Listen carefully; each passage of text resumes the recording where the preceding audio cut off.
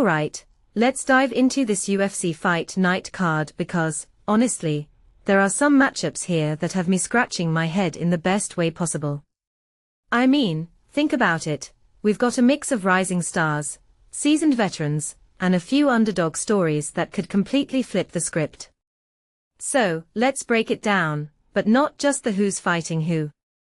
Let's talk about why these fights matter, and what they could mean for the divisions.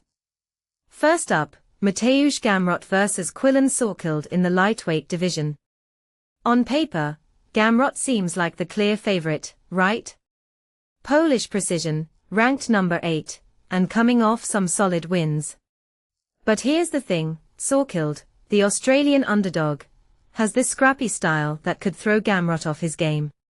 Personally, I think this fight is less about the rankings and more about whether Gamrot can handle someone who's unpredictable. What makes this really interesting is how it reflects a bigger trend in the lightweight division, the rise of fighters who aren't just technically sound, but also bring that chaotic energy. If Salkild pulls off the upset, it's not just a win for him, it's a statement that the division is wide open. Next, Diego Ferreira vs Billy Quarantillo. Ferreira, the Brazilian, is a guy who's been around the block, but Quarantillo, from the US, is on this quiet streak of momentum. What many people don't realize is that Ferreira's grappling-heavy style could either dominate or completely backfire against someone like Quarantillo, who's got that striking edge.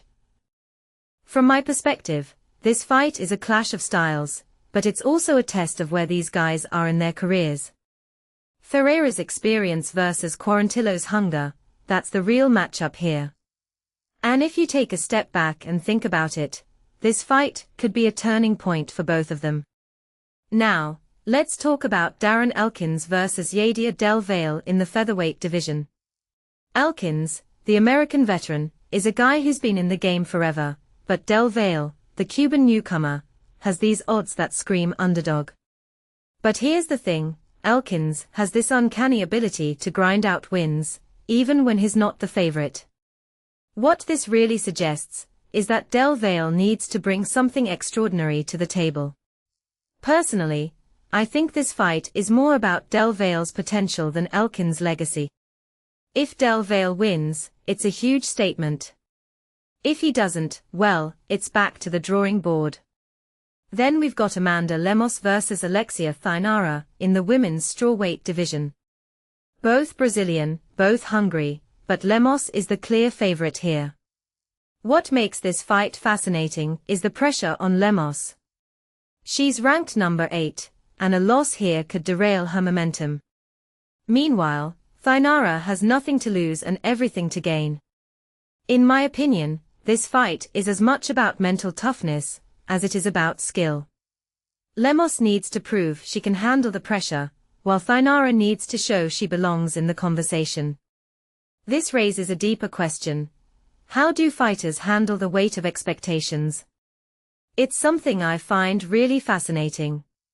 Finally, Billy Goff vs Ty Miller in the welterweight division. Both Americans, both with odds that suggest a clear favorite in Miller. But here's where it gets interesting. Goff is the kind of fighter who thrives as the underdog. He's got that nothing-to-lose mentality, which can be dangerous. What many people don't realize is that these kinds of fights often come down to who wants it more. From my perspective, this is a classic David versus Goliath scenario, but with both fighters having something to prove. If Goff pulls off the upset, it's a huge moment for him. If Miller wins, it's about whether he can do it convincingly. So, if you take a step back and think about it, this entire card is about momentum, potential, and the stories we tell ourselves about who's supposed to win. Personally, I think the real winners here are the fans, because every fight has the potential to surprise us. What this card really suggests is that in MMA, nothing is guaranteed, and that's what makes it so damn exciting. So, what do you think? Which fight are you most looking forward to and why? Let me know in the comments below.